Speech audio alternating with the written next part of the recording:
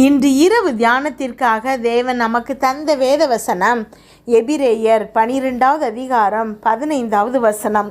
ஒருவனும் தேவனுடைய கிருபையை இழந்து போகாதபடிக்கும் யாதொரு கசப்பான வேர் முளைத்தெலும்பி கலக்கம் உண்டாக்குகிறதினால் அநேகர் தீட்டுப்படாதபடிக்கும் கிறிஸ்துவுக்குள் பிரியமானவர்களே, கசப்பான பகை வைராக்கியம் உங்களுக்குள்ள வேர் விடுறதுனால தேவனுடைய கிருபையை இழந்துராதீங்க அப்படின்னு இந்த வேத வசனம் சொல்லுது. நாம் எல்லாருமே கடினமான நேரங்கள், விரக்திகள், ஏமாற்றங்கள், காயங்கள் இது வழியாக தான் கடந்து போகிறோம். ஆனால் தவறான திருப்பு முனை, விவாகரத்து, கடினமான சிறு வயது பின்னணி நம்மளை கசப்படைய செய்யும்படி நம்ம இடம் கொடுக்கக்கூடாது. கசப்பான பகை உணர்ச்சிகள் நமக்குள்ளே வேர் விடும்படி நாம் இடம் கொடுப்போம் அப்படின்னா கசப்பின் கனிகளையே நம்ம விளைச்சலாக பெறுவோம். கசப்பின் மனிதர்களிடம் நல்ல உறவுகள் நீடிக்காது. நம்முடைய இருதயம் முழுவதும் கசப்பு நிறைஞ்சி இருந்ததுன்னா நம்மளோட கண்ணோட்டமே வேறு மாதிரி தான் இருக்கும். ஒரு பூத கண்ணாடியை போட்டுட்டு இது சரியில்லை அது சரியில்லைன்னு குற்றம் காண்ற மனநிலைக்கு நம்ம தள்ளப்படுவோம்.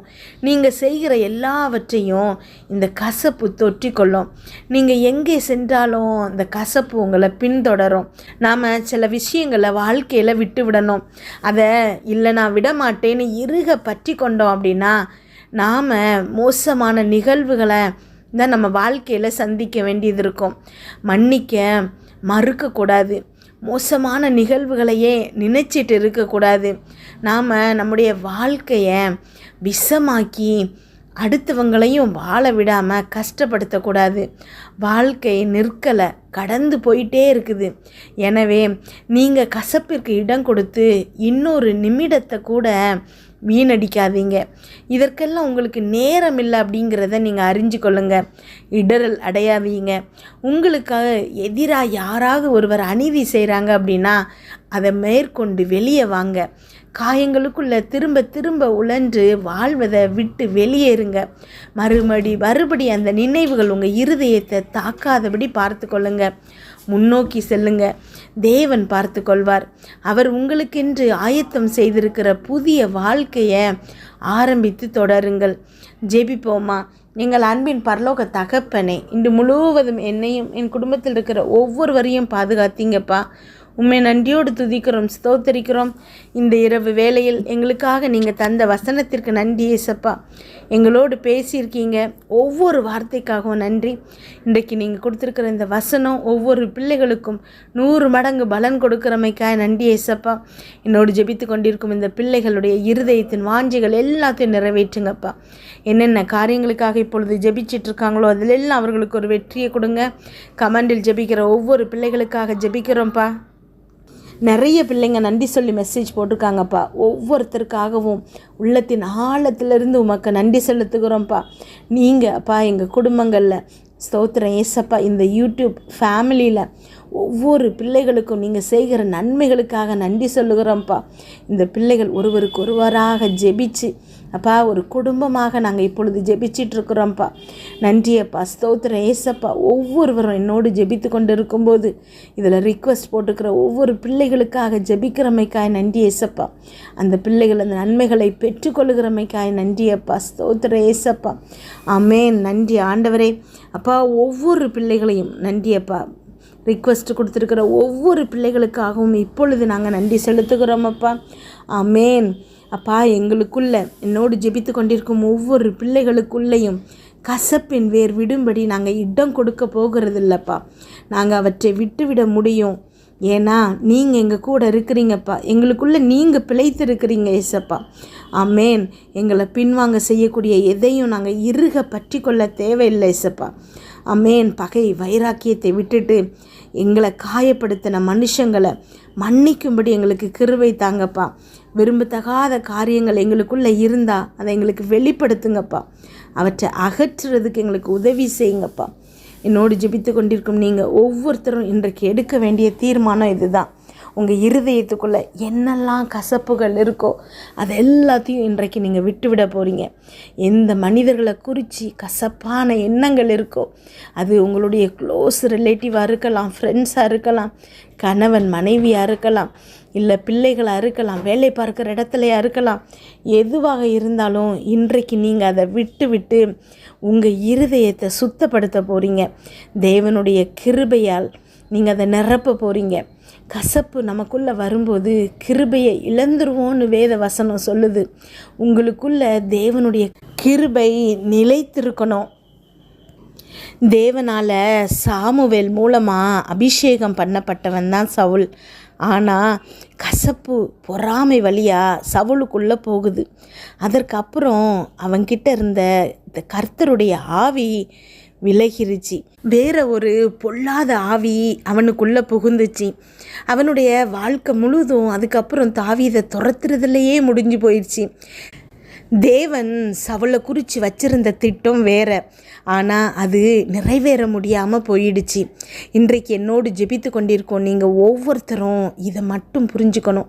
தேவன் உங்களை குறித்து வைத்திருக்கிற திட்டம் நிறைவேறணும் அப்படின்னா உங்கள் இருதயத்தில் கசப்பு இருக்கக்கூடாது.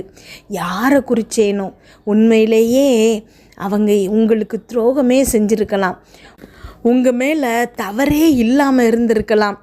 ஆனால் கூட தேவன் கிருபை உங்களை விட்டு விலகாமல் இருக்கணும்னா யாரை குறித்தும் கசப்பு உங்கள் இருதயத்தில் வேர்விடக்கூடாது. தேவன் எல்லாரையும் மன்னிக்க சொல்லியிருக்கிறாரு. அதை அவர் செஞ்சுமே காட்டியிருக்கிறாரு. எப்பேற்பட்ட பாவிகளாகிய நம்மையே அவர் மன்னிக்கிறாரு அப்படின்னா உங்கள் ஒவ்வொருத்தருக்கும் தெரியும் இருதயத்தில் எவ்வளவு பாவ சிந்தனைகள் நமக்கு இருக்குது அப்படின்னு. ஆனால் தேவன் அதை பொருட்படுத்தாமல் நம்முடைய அக்கிரமங்களை நம்ம விட்டு நீக்கி நம்முடைய அநியாயங்கள் எல்லாத்தையும் பொறுத்து சிலுவையில் நமக்காக தன் ஜீவனையே தந்து நம்மளை நீதிமான்கள் ஆக்கியிருக்கிறாரு, பரிசுத்தவான்கள் ஆக்கியிருக்கிறாரு.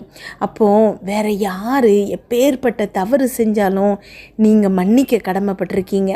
அவங்கள குறித்த கசப்பு உங்கள் இருதயத்தை விட்டு வெளியேற்றுறதுக்கு நீங்கள் கடமைப்பட்டிருக்கீங்க. அப்போ தான் தேவனுடைய கிருபை உங்களோடு இருக்கும்.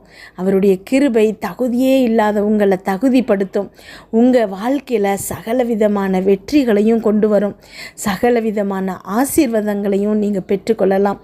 கசப்பு உங்களுக்குள்ளே இருந்தது அப்படின்னா உங்கள் வாழ்க்கையில் நீங்கள் செய்கிற எல்லா காரியங்கள்லையும் ஒரு கசப்பான பலனையே அது கொடுக்கும். தேவன் இன்றைக்கு உங்களுக்கு அறிவுறுத்துறது என்ன அப்படின்னா உங்கள் இருதயத்தில் இருக்கக்கூடிய கசப்பை உங்களை விட்டு தூர எரிந்து போடுங்க. இருதயம் முழுவதும் அன்பினால் நிரப்புங்க. யாரை குறித்தும் எந்த விதமான வருத்தம் உங்கள் இருதயத்தில் இருக்கக்கூடாது. சகல மனிதர்களையும் உங்கள் கூட பழகிற எல்லாரையும் நீங்கள் அன்பு செய்பவங்களாக மாறுங்க. ஏன்னா இயேசு கிறிஸ்து அதை தான் நமக்கு செய்து காட்டிட்டு போயிருக்கிறாரு. அன்பு மாத்திரம்தான் தேவன் நமக்கு கொடுத்துருக்கிற கட்டளை. நீங்கள் தேவன் அன்பு செய்யணும். உங்கள் கூட இருக்கிறவங்கள மற்ற அத்தனை பேரையும் நீங்கள் உங்களை எவ்வளவு அன்பு செய்கிறீங்களோ அதே மாதிரி அன்பு செய்யணும். இதுதான் தேவன் நமக்கு கொடுத்துருக்கிற முக்கியமான 2 கற்பனைகள். தேவனை அன்பு செய்கிறோன்னா, இயேசு கிறிஸ்துவை நம்ம விரும்புகிறோம் அப்படின்னா, உண்மையிலேயே அவரை ஆராதிக்கிறோம் அப்படின்னா அவருடைய கற்பனைகளை நம்ம கை கொள்ளணும்னு வேதம் சொல்லுது. இன்றைக்கு இருதயத்தில் நம்ம ஒரு தீர்மானத்தை எடுப்போம். இனிமேற்கொண்டு நம்முடைய இருதயத்தில் எப்படிப்பட்ட கசப்பு இருந்தாலும் அதை எல்லாத்தையும் நீக்கிட்டு தேவனுடைய கிருபையை இறுக பற்றி கொள்ளணுங்கிற தீர்மானத்தை எடுப்போம். உங்கள் இருதயம் முழுவதும் தேவனுடைய கிருபை இப்பொழுது நிரம்பட்டும். ஆமே. நன்றி அப்பா, ஸ்தோத்திர ஏசப்பா. இந்த பிள்ளைகளுக்கு நீங்கள் உதவி செய்யுங்கப்பா. அவங்க இருதயத்தில் இருக்கக்கூடிய கசப்பை எடுக்கணும்னு நினைக்கிறாங்கப்பா, ஆனால் முடியலைப்பா. மறுபடி அந்த நினைவுகள் இந்த பிள்ளைகளை வந்து வேதனைப்படுத்துதுப்பா, கண்ணீர் விட வைக்குதுப்பா. இவ்வளவு பெரிய துரோகத்தை நான் எப்படி மறப்பேன், எப்படி மன்னிப்பேன்? இவங்க எனக்கு நான் நன்மை செஞ்சதுக்கப்புறமும் தீமை செஞ்சுருக்காங்களேன்னு சொல்லி ஏகப்பட்ட நினைவுகள் இந்த பிள்ளைகளை பாரப்படுத்துதுப்பா. இன்றைக்கு நீங்கள் உதவி செய்யுங்கப்பா. உங்களுடைய கிருபை இந்த பிள்ளைகளை அப்பா காப்பாற்றட்டும் ஏசப்பா. அமேன். கிருபையாக இந்த பிள்ளைகளுக்கு நீங்கள் உதவி செய்கிறமைக்காய் நன்றி ஏசப்பா. இந்த கசப்புகளை இந்த பிள்ளைகளின் இருதயத்திலிருந்து வெளியேற்றுவதற்கான விருப்பத்தை நீங்கள் உண்டு பண்ணுங்க ஏசப்பா. இருதயத்தில் நீங்கள் போடுகிற இந்த விதை பெரிய மரமாக வளர்ந்து இந்த பிள்ளைகளுக்கு நல்ல பலன்களை கொடுக்கட்டும் ஏசப்பா. இந்த கசப்பின் விளைவுகள் இந்த பிள்ளைகளை தொடரக்கூடாதுப்பா. இவங்க கையிடும் எந்த காரியங்கள்லையும் அது பிரதிபலிக்கக்கூடாதுப்பா. ஒவ்வொரு பிள்ளைகளும் ஒரு நிமிடத்தை கூட வீணாக்காமல் அவங்க வாழ்க்கையில் அத்தனை நிமிடங்களையும் அத்தனை செகண்ட்ஸையும் அனுபவித்து வாழணும் ஏசப்பா. இந்த பிள்ளைகளை குறித்து நீங்கள் வைத்திருக்கிற திட்டம் நிறைவேறும்படி நாங்கள் எல்லாரும் ஏசப்பா எங்கள் வாழ்க்கையை உங்ககிட்ட ஒப்பு கொடுக்குறோம் ஏசப்பா. ஆமேன். உமக்கு பிடித்தமானவர்களாக எங்களை வாழ வைங்க ஏசப்பா. இன்று இரவு இந்த பிள்ளைகள் தூங்கும்போது இருதயத்தில் இருக்கிற எல்லா கசப்புகளும் நீங்கி உம்முடைய சமாதானம் நிரம்பட்டும்பா. நிம்மதியான சந்தோஷமான வாழ்க்கையை இந்த பிள்ளைகள் வாழணும்ப்பா. நல்ல ஒரு சுகமான நித்திரையை கொடுங்கப்பா. வீட்டை சுற்றியும் இரத்தத்தை தெளிக்கிறோம். அதிலிருந்து புறப்படுகிற வல்லமை எல்லா தீங்கு பொல்லாப்பு பொறாமை எரிச்சல் கெட்ட ஆவிகள் பில்லி சூனிய மந்திர செய்வினை பாவம் சாபம் நோய் விபத்து எல்லாவற்றிலிருந்து விலக்கி பாதுகாத்தரலுங்கப்பா. தொடர்ந்து இந்த பிள்ளைகளை வழி நடத்துங்க. இயேசு கிறிஸ்துவின் மூலம் ஜெபம் கேளும் நல்ல பிதாவே.